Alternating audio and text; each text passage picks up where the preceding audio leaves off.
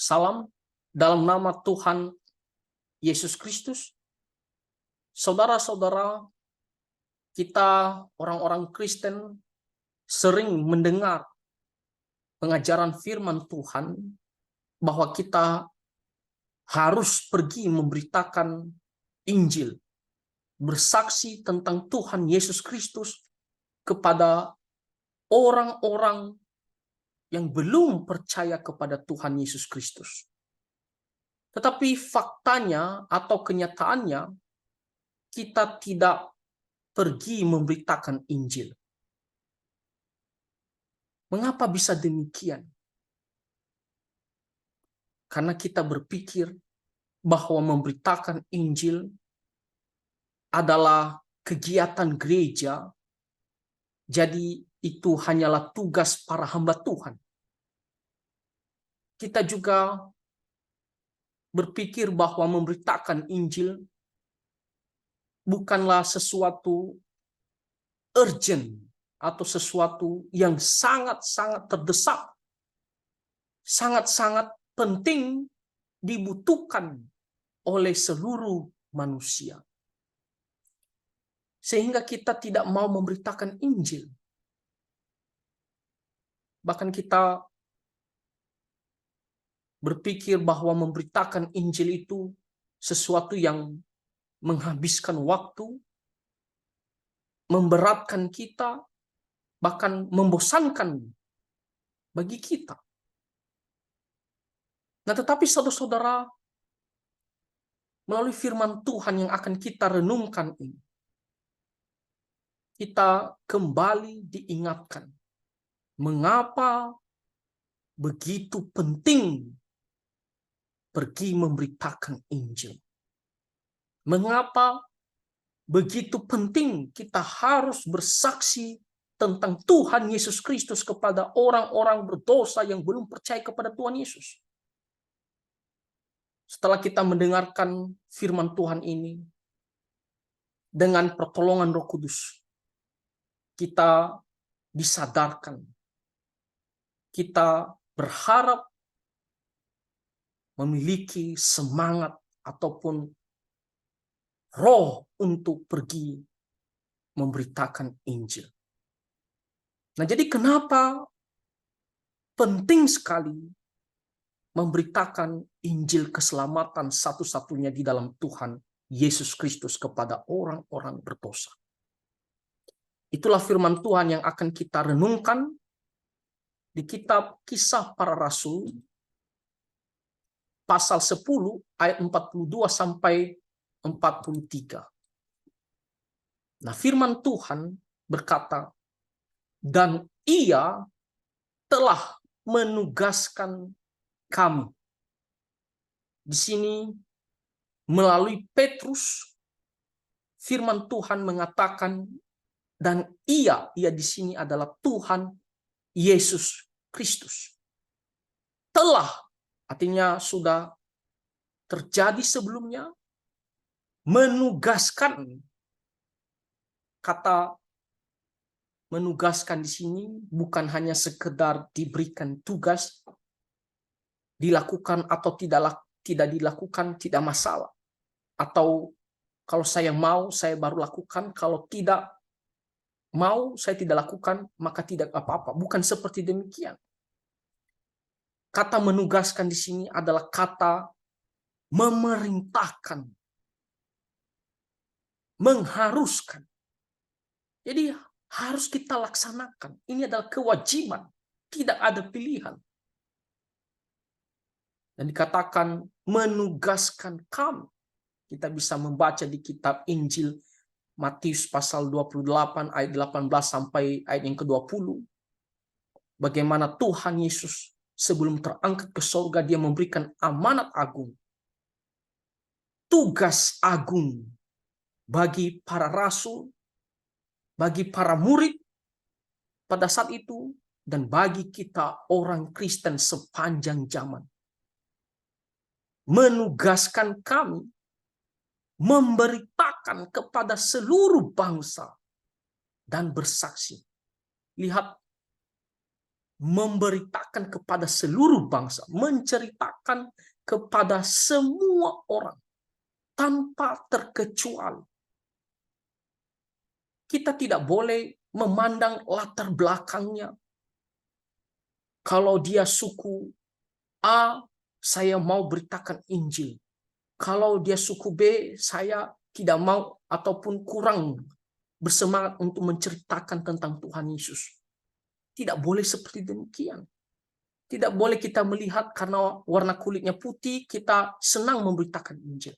Kalau warna kulitnya ya tidak putih, kita merasa tidak perlulah.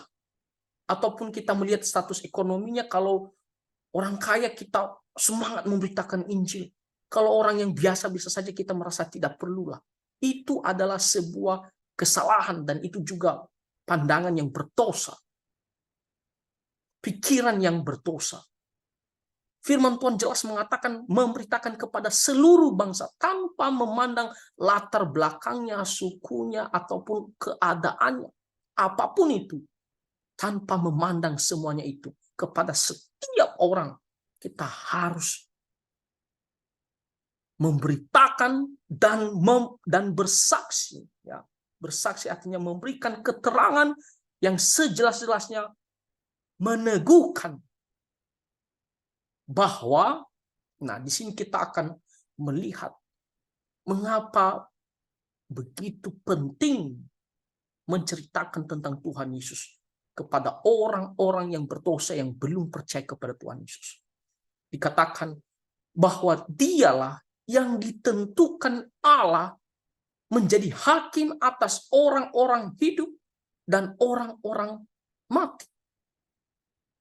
Kalau kita membaca kitab Injil Yohanes pasal 5 ayat 22 dan 27, Tuhan Yesus jelas-jelas mengatakan bahwa Bapa tidak menghakimi, melainkan telah menyerahkannya kepada anak, kepada Tuhan Yesus Kristus.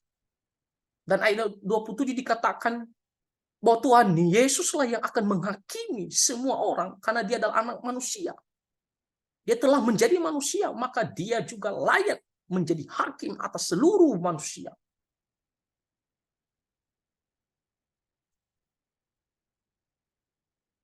Dikatakan Tuhan Yesus telah ditentukan, telah ditetapkan, dipilih sejak kekekalan. Bahwa dialah yang akan menghakimi semua manusia, baik yang hidup maupun yang mati. Mulai dari Adam sampai manusia terakhir akan dihakimi oleh Tuhan Yesus Kristus. Di sini dikatakan menjadi hakim. Kita tahu apa tugas hakim. Hakim tugasnya adalah mengadili, memutuskan. Jadi keadaan kita, hidup kita ini ditentukan oleh Tuhan Yesus Kristus. Kalau kita membaca di Kisah Para Rasul pasal 17 ayat 31, dikatakan bahwa Tuhan Yesus Kristus akan mengadili semua orang. Dan di kitab 1 Petrus pasal 4 ayat 5 dikatakan kita semua manusia akan menghadap Tuhan Yesus, memberi pertanggungjawab atas semua yang kita lakukan di dunia ini. Jadi Tuhan Yesuslah yang akan mengadili, yang akan menghakimi semua manusia. Tidak ada hakim yang lain. Nah, kalau kita melihat di Indonesia secara khususnya, ada berapa agama? Ada 6 agama. Dan orang yang agama tertentu bisa saja mengatakan, saya tidak mau percaya kepada Tuhan Yesus. Saya menolak Tuhan Yesus. Agama yang lain juga bisa mengatakan demikian. Tapi ingat, apapun kepercayaan, apapun yang kamu yakini, pandangan hidup kamu, ingat, pada akhirnya kebenarannya adalah kamu akan menghadap hakim satu-satunya, yaitu Tuhan Yesus Kristus. Di kitab Wahyu dikatakan akan ada pengadilan takhta putih, di mana di akhir zaman semua manusia akan dibangkitkan untuk menghadap pengadilan daripada Tuhan Yesus Kristus. Orang-orang yang percaya, yang telah ditebus oleh darah Tuhan Yesus Kristus, mereka akan menghadap pengadilan daripada Tuhan Yesus, bukan untuk masuk ke neraka. Sudah jelas kita masuk surga, tapi kita akan diadili untuk menerima seberapa besar upah kita. Itu tergantung seberapa kita hidup sungguh-sungguh untuk Tuhan Yesus, hidup sungguh-sungguh melakukan pelayanan untuk Tuhan Yesus. Jadi upah kita berbeda-beda. Makanya kita harus giat, berlomba-lomba hidup dan melayani Tuhan Yesus Kristus. Lalu bagaimana dengan orang-orang yang tidak percaya, yang menolak tebusan daripada Tuhan Yesus, yang mau tanggung dosanya sendiri?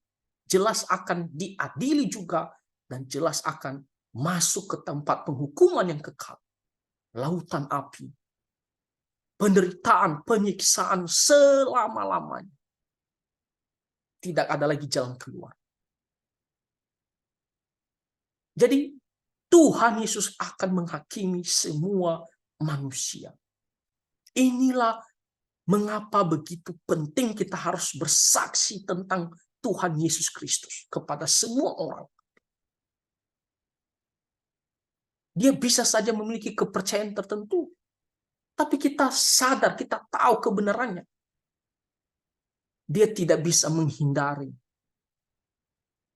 Pada akhirnya, pada ujungnya, pada waktunya, dia harus menghadap Tuhan Yesus Kristus. Kalau dia memiliki kepercayaan tertentu dan hakimnya ada,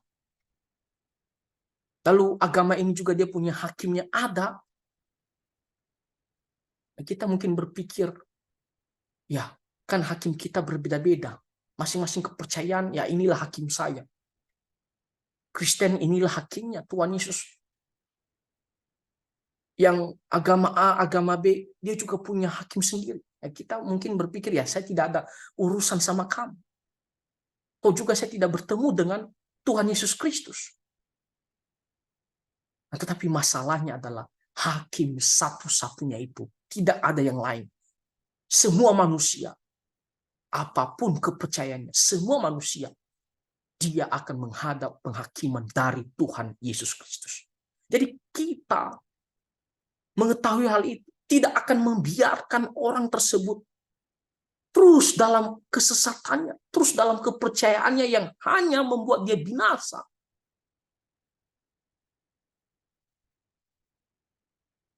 Dia bisa saja mengatakan, saya tidak mau percaya kepada Tuhan Yesus.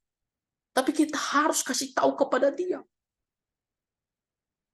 Kamu boleh mengikuti kepercayaan, tapi ingat, kamu tetap pada ujungnya Tuhan Yesuslah yang akan menghakimi kita. Jadi kita harus pergi menceritakan tentang Tuhan Yesus kepada orang-orang yang berdosa, yang belum datang kepada Tuhan Yesus. Karena kita tahu, dia tak akan bisa menghindari Tuhan Yesus.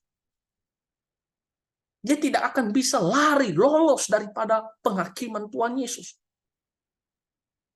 Jadi kenapa kita harus biarkan orang tersebut terus dalam kesesatannya menuju kebinasaan? Kalau selama hidupnya dia tolak Tuhan Yesus, bagaimana dia bisa menghadap Tuhan Yesus dengan kepala tegak dan yakin dia bisa masuk surga? Jawabannya tidak bisa. Jadi kita yang sudah percaya, kalau kita melihat ada keluarga kita, orang-orang kita kasihi, ataupun kenalan kita, ataupun teman kita, kita harus pergi ceritakan tentang Tuhan Yesus. Kita harus katakan Tuhan Yesus adalah hakim semua manusia. Satu-satunya hakim. Ketika kita meninggalkan dunia ini, kita akan menghadap Tuhan Yesus. Dan nanti di akhir zaman, kita semua akan dibangkitkan dan kita akan menghadap pengadilan daripada Tuhan Yesus. Jadi kita harus ceritakan hal ini kepada orang-orang yang belum percaya kepada Tuhan. Supaya mereka sadar. Apapun ceritanya, apapun pandangannya, apapun keyakinannya, dia harus sadar bahwa pada akhirnya akan menghadap penghakiman Tuhan Yesus Kristus. Nah, itulah yang harus kita beritahukan. Dan itulah pentingnya bersaksi tentang Tuhan Yesus. Karena pada akhirnya dialah yang menghakimi semua manusia. Yang kedua, mengapa begitu penting menceritakan tentang Tuhan Yesus? Ayatnya yang ke-43. Tentang dialah semua nabi bersaksi bahwa barang siapa percaya kepadanya, ia akan mendapat pengampunan dosa oleh karena namanya. Dikatakan tentang dia, tentang Tuhan Yesus, para nabi, khususnya perjanjian lama, sudah menubuatkan, bersaksi tentang seorang juru selamat, penebus dosa manusia. Dan dikatakan bahwa barang siapa percaya kepadanya, ia akan mendapat pengampunan dosa oleh karena namanya. Tuhan Yesus mengatakan di Markus pasal 16 ayat 16, barang siapa percaya kepada Tuhan Yesus, kepada aku, dia akan diselamatkan. Matius pasal 20 ayat 28 dikatakan, dia datang memberikan nyawanya untuk penebusan bagi banyak orang. Oleh karena nama Tuhan Yesus, kita bisa diampuni dosanya dan beroleh hidup yang kekal. Jadi di sini dikatakan yang percaya kepadanya. Jadi kalau orang tersebut dia tidak percaya kepada Tuhan Yesus, dia tidak akan mendapat pengampunan dosa. Dia harus tanggung terus dosanya. Makanya di perjanjian lama, di kitab Imamat, Tuhan sudah memberitahukan bahwa ketika orang-orang berbuat dosa, berbuat salah, mereka harus persembahkan anak domba sebagai penebus salah, penebus dosa, korban keselamatan.